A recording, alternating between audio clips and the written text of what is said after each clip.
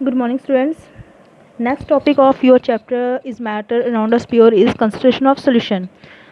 So let me study. तो यहाँ पे तीन हैं, saturated, unsaturated and dilute solution. तो यहाँ हम पढ़ेंगे डिल्यूट सोल्यूशन क्या होता है, कंसनट्रेटेड सोल्यूशन क्या होता है और सैचुरेटेड सोल्यूशन क्या होता है. तो मैं आपको बोलूँ कि एक बीकर ले लो, उसमें आप पानी ले लो 50 ml. उसमें आप शुगर मिलाना शुरू करो. तो आप जब तक वो घुलेगा तब तक आप घुलाओगे उसको. अब एक ऐसा टाइम आएगा जब वो उसमें नहीं घुल पाएगा, तो आप उसको हीट करने की कोशिश भी करोगे मगर फिर भी वो उसमें नहीं घुलेगा.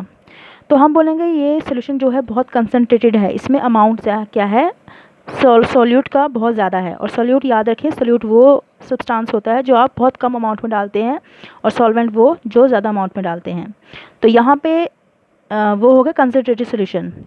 तो वहाँ पे आप देखोगे कि वो अब उसमें नहीं मिल पा रहा है. तो जब एक ऐसा टाइम आ जाए, जब सैचुरेशन लेवल आ जाए, जब उसमें नहीं डिज़ोल्व हो पाए सोल्यूट, तो उसे हम बोलते हैं सैचुरेटेड सोल्यूशन. कंसनट्रेटेड सोल्यूशन भी होगा वो.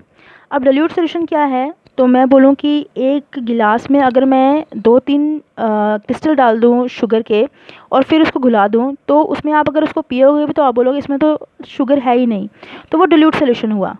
या फिर आप बोलोगे कि मेरे पास कंसनट्रेटेड सल्फ्यूरिक एसिड है और उसमें मैंने वाटर डाला हुआ है. तो वाटर मैंने 50 डाल दिया, 50 मैंने उसमें सल्फ्यूरिक एसिड है, तो वो डिल्यूट एसिड हो गया. तो डिल्यूट क्या हुआ, उसमें अमाउंट ऑफ सोल्यूट कम होना, उसे बोलेंगे डिल्यूट. और सॉल्वेंट का ज़्यादा होना. तो यहाँ पे हमने बता दिया सैचुरेटेड सोल्यूशन क्या होगा, जब उसमें वो डिसॉल्व नहीं हो पाएगा. कोई भी सब्सटेंस जैसे शुगर आप पानी में डिसॉल्व कर रहे हो और एक ऐसा टाइम आएगा जब वो उसमें डिसॉल्व नहीं हो पाएगा, तब हम उसे बोलेंगे उसका सैचुरेशन लेवल आ गया और वो सैचुरेटेड सोल्यूशन है. और जब तक आप उसमें घुलाते जा रहे हो और घुलता जा रहा है, तब उसे बोलेंगे अनसैचुरेटेड सोल्यूशन. तो हम अब आपको बोल सकते हैं कि सोल्यूट क्या होता है, सोल्यूट क्या है जो कम अमाउंट में डाला जाता है और सॉल्वेंट क्या है जो ज़्यादा अमाउंट में डाला जाता है.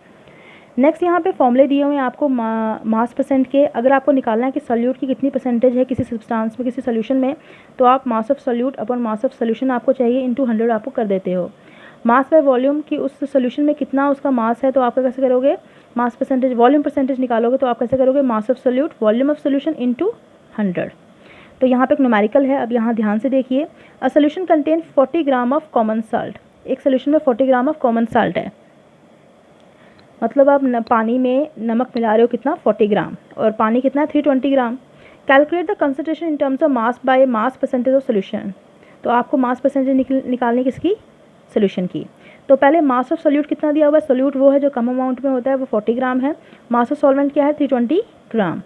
मास ऑफ सोल्यूशन क्या है, तो सोल्यूशन में हम ये बोलेंगे कि दोनों को जब हम मिलाएंगे सोल्यूट और सॉल्वेंट को, तभी सोल्यूशन बनेगा, इसलिए सोल्यूट प्लस सॉल्वेंट हो गया 360 ग्राम. तो मास ऑफ सोल्यूट तो 40 ग्राम ही है, तो आप यहाँ पे डालोगे 40 अपॉन 360 इंटू 100. 11.1% इसकी मास परसेंटेज आ गई सोल्यूशन की. तो ये हो गया हमारा क्वेश्चन.